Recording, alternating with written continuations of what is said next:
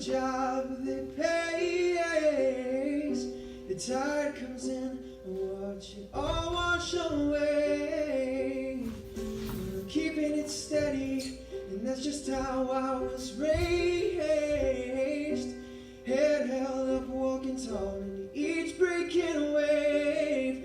'Cause the devil's in the details, and he's taking his toll, sending good men down the foot trails of some lost, lonely soul. And I say, oh, oh, rain don't change the sun, and jealous of the night when the morning comes, but it always comes. I worked at Dana Corporation. Started there in 1978. Good place to work. Good benefits, good pay.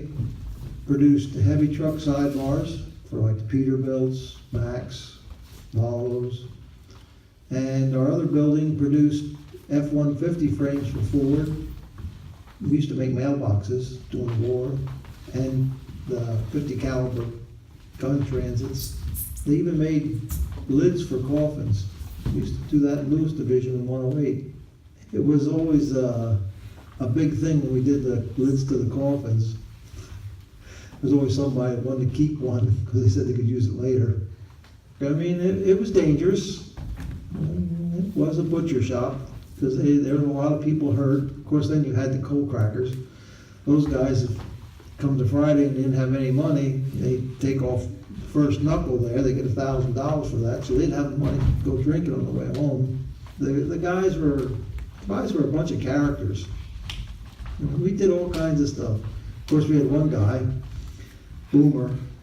He was always like picking on this one guy, Fred. Fred used to go back in the corner at lunchtime and sleep. He used to take his shoes off.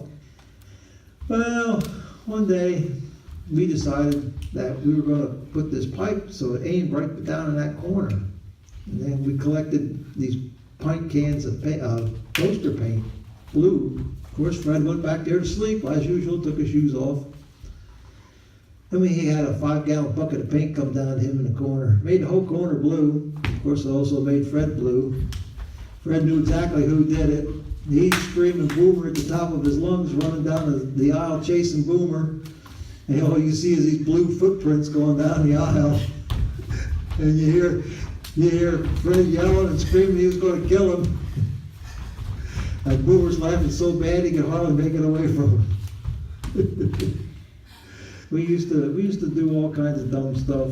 We used to have races with the scooters. Of course, scooters were always fun because you could always take that wire from the spark plug and put that up through the seat, so when they sat on it and they went to start the scooter, they'd get shot from the spark plug. That was always neat. We usually did that to the foreman because most of them deserved it.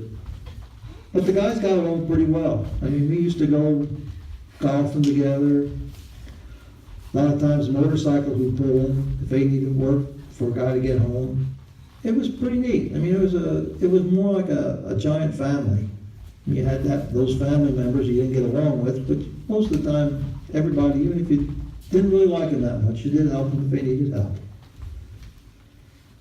I do remember a couple things where we had a guy that was loading frames on the railroad cars. And what happened was, he was doing this for a while, but for some reason, it was just like he was just out to lunch that day. He walked between the train cars when they were hooking up the empty cars, and they coupled him between the couplers of the cars. Cut him in half, but he didn't die. He was alive yet. They called the ambulance. They got the nurse down and everything. He didn't feel anything. He wasn't in pain. But as soon as they uncoupled that car, everybody knew that he was going to just bleed out and die. So they got a phone. He could call his wife and stuff and talk to his wife and told his wife what happened and told her that he ain't coming home. And the ambulance was there and they uncoupled him, and sure enough, he was dead like in a couple minutes. just long enough for the blood to run out. We had another guy, one of my friends, used to live in Hamburg. Stouty was a welder for maintenance. I was repairing hangers for the paint shop, and his Stouty was a lead welder on the line. And they had this gantry that they picked up these frames with to move them into the paint shop. Well, next thing you know, I seen him go relieve one of the guys, and he walked through the electric eye, and for some reason there was a malfunction in the electronics, and the gantry came down, and the clamp went through his forehead. And I just seen Gary go limp. And I thought, oh no, because he had 3 young kids, a wife. And it took him 15 minutes to unclamp it because the program was that screwed up. But you could tell that he was gone. And it was really a shame. Of course, that was towards the end of Dana. That was around 2000. And what happened was the guys basically left the line. They said they wouldn't work no more. They told them, lay us off, we're done. We're not going through that with this equipment. So for about a week, no one would work because Gary got killed in the line. So I'm working the graveyard and don't sleep till it's light. Ain't calling any favors, I can't swallow my pride, no. And the bank's on a mission, they wanna read me my rights. But they ever show up around here, they gon' be in for a fight. Because the devil's in my hometown and I ain't telling no. Cause it's my family, it's my love now that I'm scared to let go.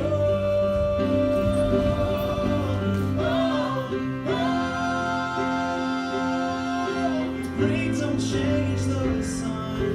I'm jealous of the night where the morning comes. But it always We used to call one guy Weasel. Of course, Weasel was a trip. After the plant closed, he moved down to Delaware with Freddie in a trailer park down there. Weasel wasn't the brightest. He worked up in 32 as a welder. And, well, I guess he was that depressed after he lost his job that he tried to commit suicide. Tried to shoot himself with a .22. Well, he wasn't very good at things. He wasn't very good at that either. The bullet went up through his chin, took out his eye, and lodged in his forehead outside the skull. So what he did was he went up to Freddie's place, bleeding all over the place. Freddie's wife was a nurse. So she patched him up, and they wanted to send him to the hospital. He said, no, he said, I'm not allowed to have guns. So he went back to his trailer. When Dana closed, it was sad because there were a lot of good jobs that were going. And I know about the first 2 months, they used to keep everybody abreast of what was going on with the other workers. And we had 50 people that I know of that committed suicide and were successful. So things didn't go well. My last day there was November 20th, 2000. It was really wasn't the highlight of my life. The reason that our plant closed, the biggest reason, was because Bill Clinton signed the NAFTA agreement. Now, when they signed the NAFTA agreement, I don't think it took us 6 months before we were closed. So there's a lot of people that weren't happy at all about that.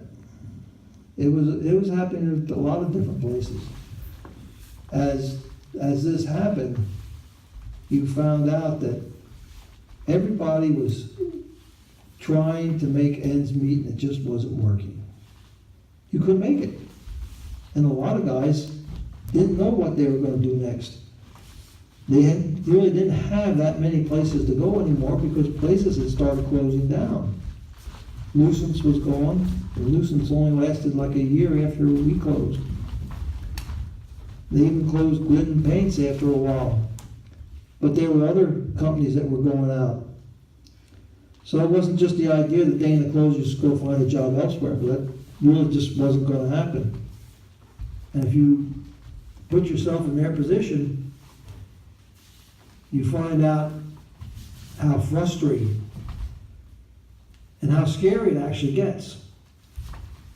It gets to the point where their constant struggle was to get enough money to make ends meet, or just to get by. So they were looking for any job. Didn't really matter what job it was, just the idea that they had a job. I often wonder, what would have happened if Dana would have stayed open? I probably would have retired and just went on about my merry way. I mean, they really didn't care about us as employees. They just looked at us as cannon fodder, something to be sacrificed.